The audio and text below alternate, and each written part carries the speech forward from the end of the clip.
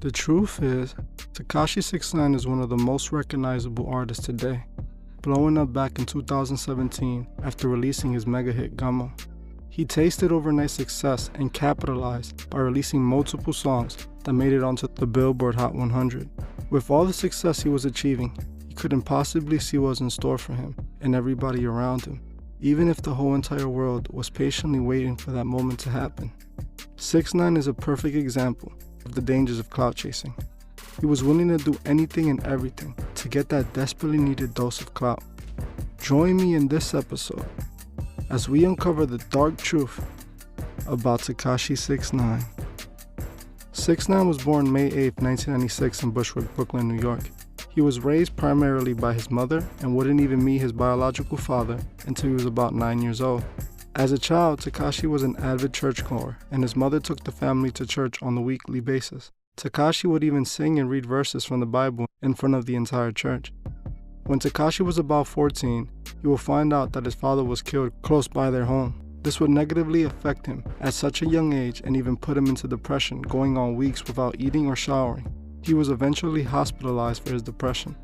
After losing his stepfather, he decided to drop out of school while in 7th grade and get a job so that he may help his struggling mom, who was starting to fall behind on her bills. Around this time, 6ix9ine claims that there was nights that he didn't have food to eat and that his mother couldn't afford to buy him clothes, so he would often get clothes from the dumpster. 6ix9ine would eventually get a job at a local deli, and while 6ix9ine was working at that local deli, a customer walked in named Righteous P, who happened to own a record label, Hakiri Ultra. Once he spotted 6ix9ine, he asked him if he was a rapper just on how 6ix9ine looked. 6ix9ine at the time was not at all into making any music. Righteous P recommended that he started rapping due to his appearance, which 6ix9ine took under consideration. In 2014, he would release his first few songs, his first song being 6ix9ine, in August of that year. In 2015, he would get arrested for using a child in an improper performance, which he recorded to put in his music video. 6ix9ine would defend himself by claiming that he thought she was 18 and that he was only 17 at the time. He pleaded guilty and was given 4 years of probation and 1,000 hours of community service.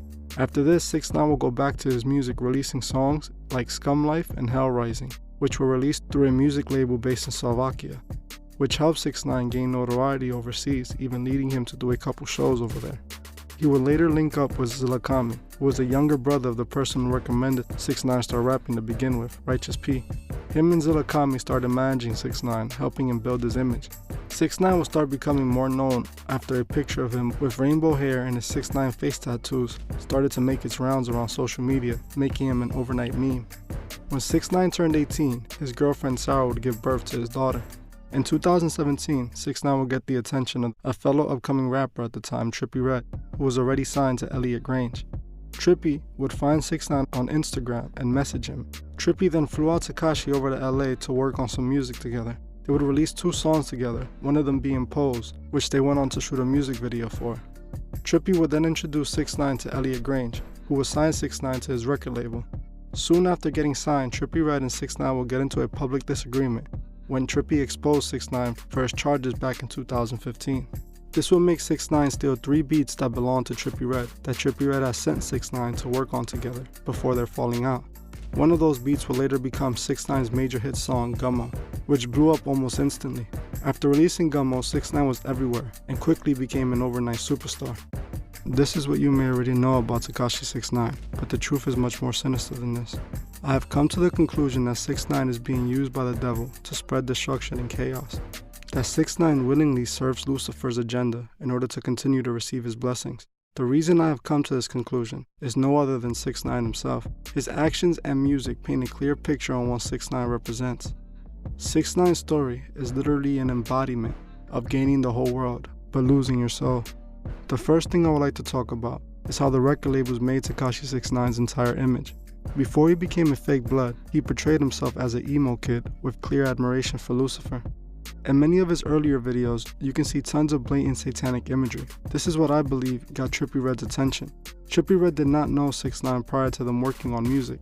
As I established in my Trippie Redd video, it appears to me that Trippie sold his soul, and the same could be said for Tekashi. Even when 6ix9ine made his 2 songs with Trippie Redd, he was still using satanic imagery in his image. It wasn't until he was introduced to Elliot Grange by Trippie that he would meet up with Shotty and take the Blood Gang image, just like Trippie Redd, who also affiliated with the Bloods. I believe the record label instructed 6ix9ine to unite with Shotty, who was just as desperate for clout as 6ix9ine. Shotty was willing to go against his gang codes to affiliate him without even initiating 6ix9ine in. Elliot had to find a way to make 6ix9ine grow a buzz in New York. New York culture is still heavily grounded on the streets. Tekashi's image was emo and gothic and not really as accepted in the streets of New York City, as he looked too far off to what people were used to seeing. This is why I believe his record label told 6ix9ine to affiliate himself with the Bloods for his Gummo video. The label knew that Tekashi wouldn't be able to pass as a Blood, so they needed Tekashi around the real deal to make him look authentic. When 6ix9ine shot his Gummo video, he was not a Blood or affiliated in any way. He actually brought most of the blood rags that were seen in the video to the shoot. He was associating himself with people he would have never had before. He used the Bloods to build up his clout. He spread chaos in the industry and hid behind his gang. The more he saw his fame rising, the more he bought into his character, feeding his ego more and more, allowing fame and power to get to his head. He instructed everybody around him to commit idiotic crimes to further his career. 6ix9ine had thought that he found unlimited clout, and he would soon overdose on it. He allowed the devil to continue to feed his ego and work through him. He started moving as if he was untouchable, and people in his own inner circle started to envy him. By the time the feds started coming for 6ix9ine, I'm pretty sure his record label got tipped off ahead of time, allowing 6ix9ine to start to distance himself from the crew. I believe this is when he was instructed to start to denounce his blood affiliations. This is when we saw 6ix9ine going on the Breakfast Club, trash-talking Treyway in efforts to remove himself from the situation right before he got picked up by the feds. When 6ix9ine got arrested, he was already set on testifying before he even got into the interrogation room, making up rumors of his baby mother sleeping with Shotty, Shotty robbing his show money, and having his crew kidnap him in order to justify snitching on everybody he incriminated. It's important to note that both Sarah and Shotty had denied sleeping with each other, and in my opinion this never made any sense to me. Why would Shotty sleep with Sarah when 6ix9ine was making him so much money and he was around plenty of other women? When DJ Academics asked Shotty from an in-prison interview if he had slept with Sarah or robbed 6ix9ine, Shotty told Academics no, that 6ix9ine was lying, and he explained that he wouldn't deny sleeping with 6ix9ine's baby mother, even stating that if he'd done it, he'd actually be bragging about it just to piss 6ix9ine off. He explained that 6ix9ine is just looking for a way to paint himself in a better light. If 6ix9ine accuses everyone of doing wrong by him, he can then make the argument that snitching on people he once called his brother is justifiable. To be perfectly honest, this is exactly what it always looked like to me. When 6ix9ine was kidnapped, he stated that it was his own crew that did it to him.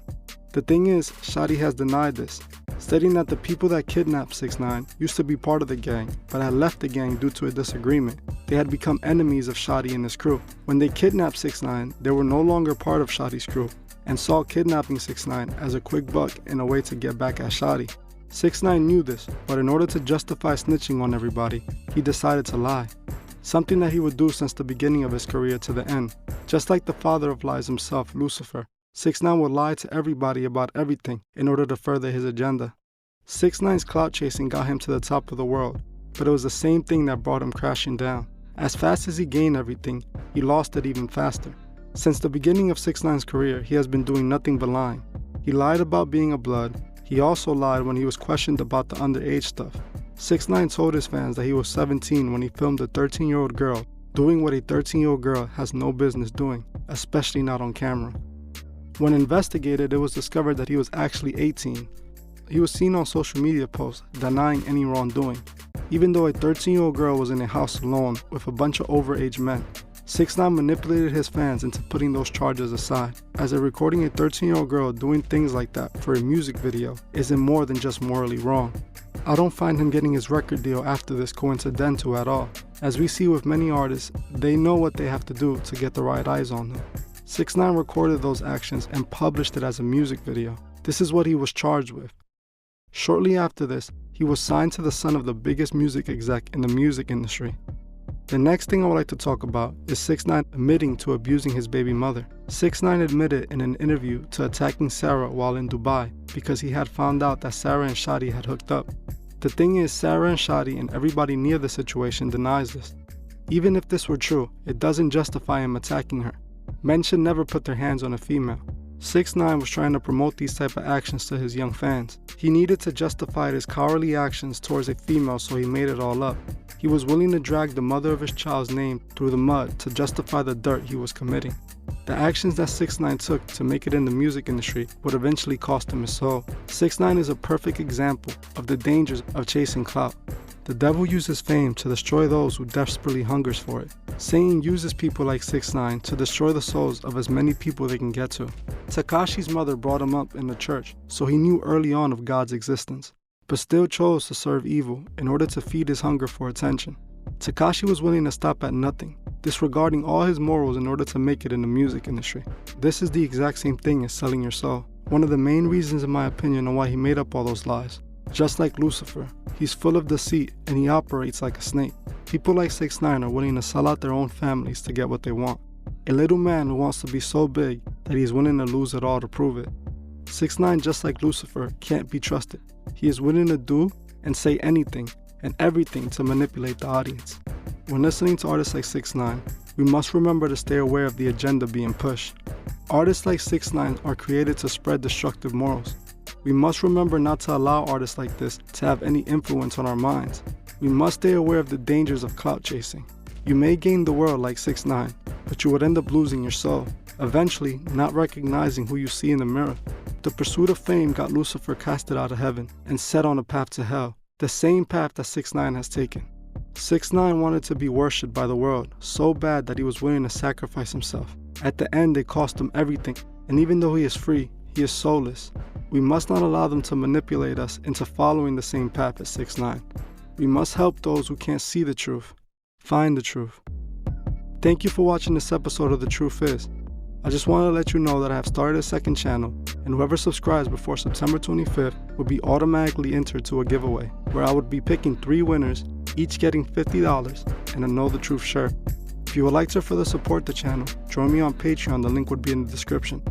If you join me before the 28th of this month, you could be entered to this month's monthly raffle, where you can win a shirt, a cash prize, and even pick a video topic.